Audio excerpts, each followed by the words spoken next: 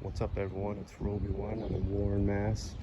Doing the second part to my Masonic element video. And we're at the Warren Savings Bank, continuing where we were in the last video, and looking at the mud flood windows. And if you look right there, there's one of them with the lentil, the second one, the third one, and the fourth one. They actually use the lentil for the bottom of that window. It looks like down below it on the right corner that was part of a window of once too, or something. Right here, there's one.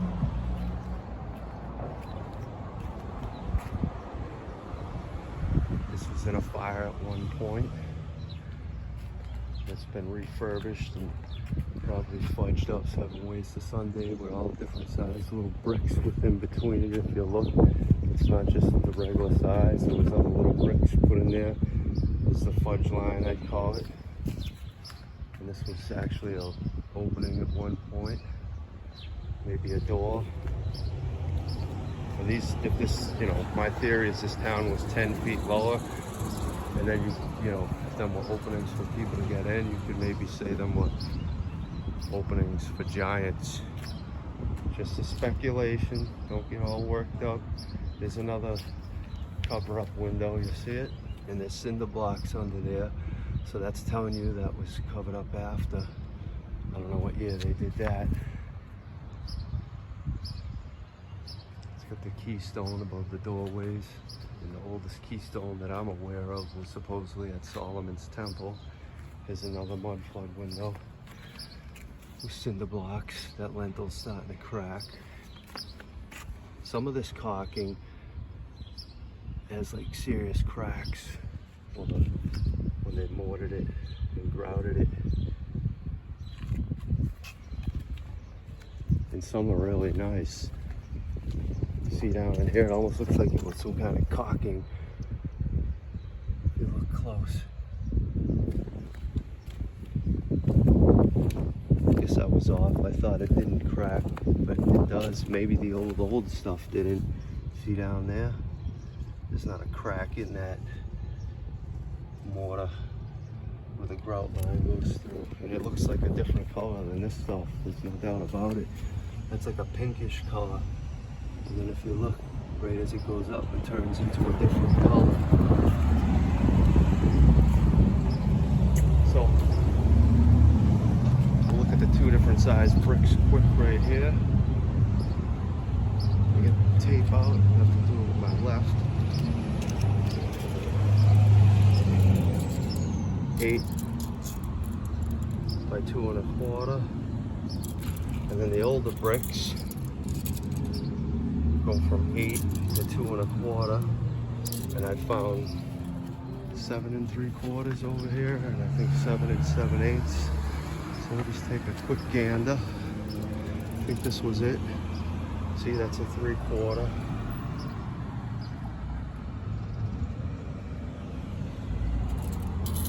By 2 1/4. And Southbridge, the Hamilton Woolen Mills original building that I talked about, 1836 in a prior video. Them bricks in the brick analysis were 2 by 7.5. And it's my guess is that built.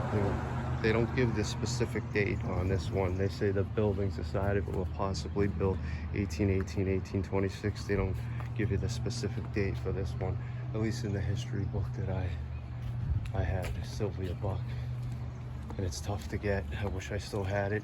I'm going to try to get it at the Brimfield Flea Market. If you've ever been out there, I can maybe find a person selling old books. Eventually I'll bump into it. The one who finds it's the one who seeks. I think it's odd how they named the team the Cougars out here too. It makes me wonder if Cougars ran wild at one point in this area. Just a theory.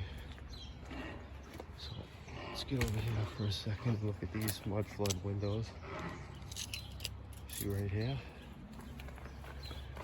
There's 2 patch jobs there. There's a window that had a circumference at the top, like a crescent.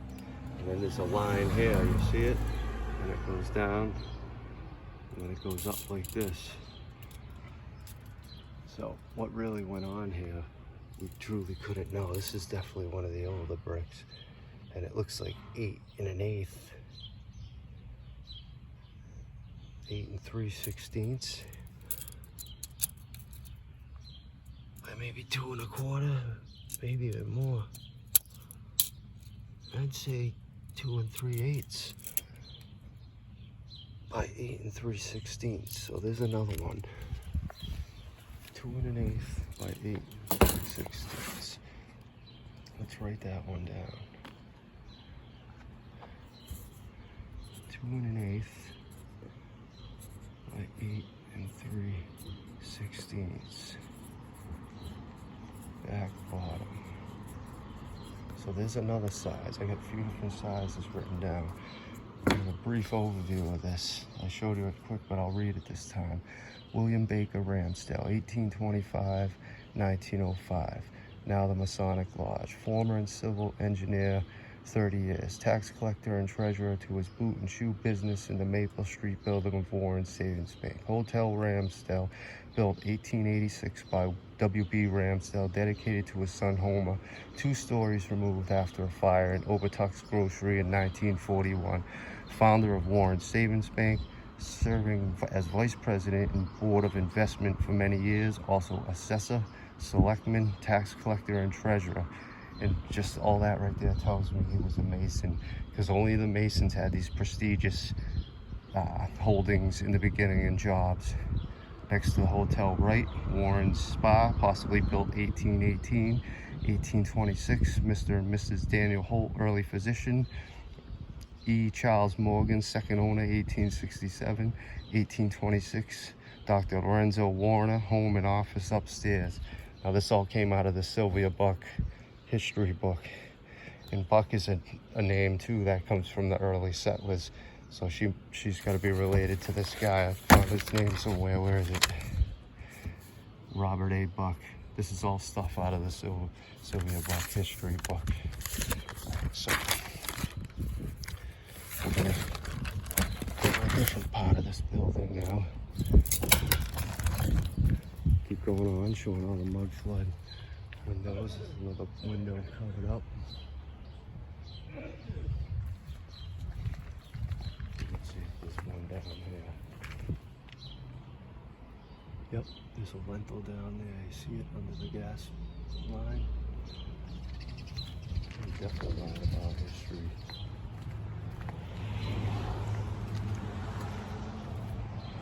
Lentils up there above the windows. That could have been the bottom of windows at one point, never mind the top. That would only make sense. They had to chop part of this roof off at once. I've never seen the back because they don't show you a back picture in the history book. If it was a Hotel Ramsdale, could have had a fancy, elaborate top in the back. Another lentil, mud flood. Another one. And then there's one that was right there at one point.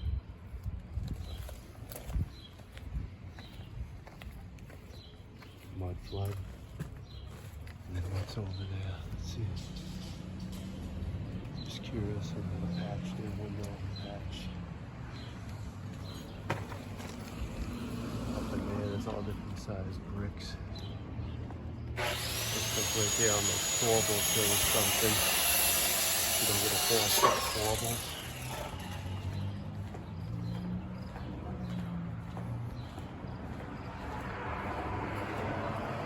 One other thing I want to show people before I leave. You see I'm at the lodge, and just a little coinkidink in the Molly Bish thing.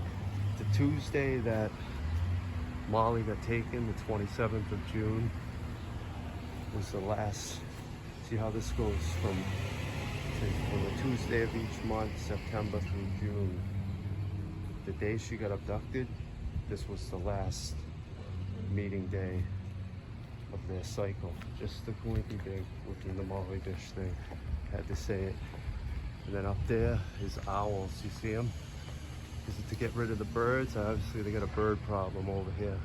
But I think there's duplicity within that. That also represents the lodge. The lodge is right up there, I believe, too, because it must go upstairs. Now this, when I'd seen this building originally, I noticed, you know, it's a yellow brick theory, and at the bottom over here, you're gonna see different sized bricks. in the history book too, where this parking lot was, there was a mud flood building. I believe that structure is all new over there. And this is also the police department, and I think the town hall, like a coinciding business. And this is another theory within the mud flood, to see how we're like in a funnel, it all goes up. So that holds stronger into the mud flood theory. Now look at these windows. And you see down there at the bottom, there's red bricks. So that's what first made me notice. This was in the yellow brick road theory. It's got old copper work with the dragon tails in them. And the snake head things, I tell you, that is on all the early structures. See right here? See the mud flood? Alright, so we actually got get a width on these. Wow, these are 8 3/8 too. About 8, yeah, about 8 3/8. 8 1/4. Now this goes deeper into the mud flood there. You see this lentil thing that, like, they got a perimeter? There's no way they put that, so you have to step and trip over it. That was the top of a wall at one point. I believe this was 10 feet deeper. See how the wall goes over there? There's bricks over there too. See the wall? I believe this was a pen at one point. This wasn't how it was intended. They just put some perimeter there like this. You see over here, it kind of is deeper. And let's see how far down the wall actually goes.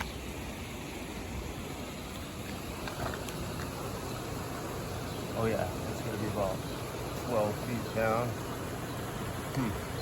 I bet you at one point, this whole thing was that deep.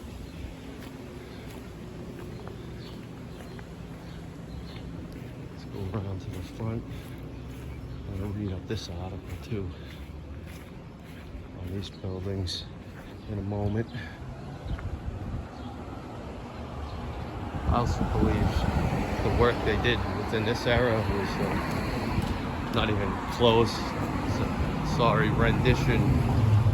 If you ever see the original picture of what the front of this looked like, it was like a pretty majestic building. Now it's just halfway decent. And one other little coinkidink too. I don't know if these are the original pillars, because I don't think they give a detailed side picture in the history book.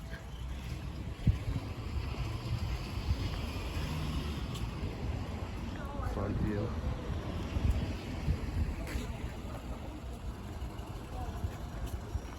This restaurant over here, everyone's coming out. It's called the Masons. I'm gonna get over here. See it in the distance. Let's zoom in for a second. I'm not going to go in there and question people. Today it's Father's Day. And on the back, that's another yellow brick building too. This is what leaves were in a fire. So let's go over here to the monument, and then I'll read the article on the town hall, which was given to us by Ashatel Fairbanks. It was bequeathed to his son. Up there's another owl way at the top. Let's bring it in closer. See the owl? They must have bird problems on that side too. I also call those little corbels, just to look over here above the windows. If you look close, they call them Minerva eyes. That's just a nickname I have for them. And this, where I'm standing right now, when that fire happened in the town hall back in the day, there was a tavern right here. It was probably more closer to here. And it burned down. So we're right in the rotary. There's a Civil War monument coming up from behind. It's pretty cool. But I'm gonna sit down here for a second and read the article on the town hall. Alright, so right there, the town hall, Warren, Massachusetts, Masonic element. Warren Early Elites, Sylvia G. Buck book, A Town in the Making, 1741 to 1991. And this book was written 9 years before Molly was taken, if you want to go into numerology. And in that book, if you look in my prior video on the Warrens Early Elites, it shows on the page of the cemetery, them 2 pages are upside down. I don't know if that is how all of them were or that particular book, but I just think that's another coinkidink that one time this cemetery in this town would be flipped upside down as a metaphor. Ashertel Fairbank, 1808 to 1888, involved with a lumber and grain business and dealt with railroad and telegraph supplies. He built the first telegraph in New England from Boston to Lowell. Owned much property in Warren. He purchased a sawmill from Jephthah Bacon and bequeathed the land to his son Wilson H. Fairbank, who donated to the town for the town hall in 1878. So they're saying that was built in 1878. And then a little write-up on his wife, Mary Abigail Chapin, 1815-1902, married 1/5/1835, Ashertel Fairbank. She was the daughter of Elihu and Thankful Arnold Chapin, born in Windham, Vermont, lived in Warren 65 years. There's another article too. Alright, this is what I think is a hoaxy folk tale about this town. This is what they're saying happened in this town. In the center village of Warren, the Quabog River drew entrepreneurs to its course through the rolling hills as early as 1720, when George Hayward was granted the Hayward privilege. By 1746, Simeon Dwight, Gershon Makepeace, and Solomon Keyes had erected a dam of pine logs across the river near the present Main Street Bridge. Water power ran grist mills and sawmills, iron forges, scythe works, fulling mills, woolen mills, and cotton mills along the river from Warren to West Warren. It's impossible to do that back there at that river where I showed you, but further up near the bridge it's a little more powerful. And the name Keyes, I noticed it's a street right up, you know, as you go through this bridge over near Cummins Pond. Because Cummins Pond, you just walk through that bridge right there where the car's coming out, probably a half mile up there, you know, right near the Masonic Lodge. This is my theory. No one else has that theory except for me. Is the original train station, which isn't used today, but that train runs daily. I had another theory that maybe she was taken to a train and pulled out of town that way. Just a theory. What's this? I've never read this. Civil War monument.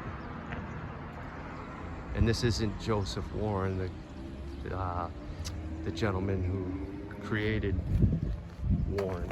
Now, let me see. I think I have a little article on him too. Yeah, General Joseph Warren. I got it written down. People think that that's him in this Civil War monument, but it isn't. It says Gettysburg, erected by the town of Warren to the memory of her soldiers and sailors who served in the War of the Rebellion, 1861-1865. It's funny how they call the town her. 1891. Look at this. It's got the sword of arms. Oh, this is the Massachusetts symbol. Tell me that isn't great. And I already know what that Latin means. Our hands come with liberty. Our hands come with peace under the sword with how's it go? Our hands come in peace with the sword, but only under liberty. That's what it is. No, our hands, enemy to tyrants, come in peace with the sword, but only under liberty. It took me a minute to think of it. It's okay. It's very well built. The gun looks like real. There's some people who speculate that people are frozen. Other people's theories. You know, I came to the theory that the anchor meant these people were sailors at one point, but I started researching into the meanings of gravestones, and it has something to do with anchor to the Lord, Atlanta. Those pillars have Masonic value. I'm not going to go through all the different soldiers. If you want, you can pause it and read it. And the sword of arms, I would imagine. Vicksburg. There's a Damon in there. Look at that Camaro. That's sweet. 2 chicks too. Alright. So that's it. There's a library over there. And remember I said all the early elites were near the town hall, the banks, the churches, the libraries. Leave it with the American flag. I'm out.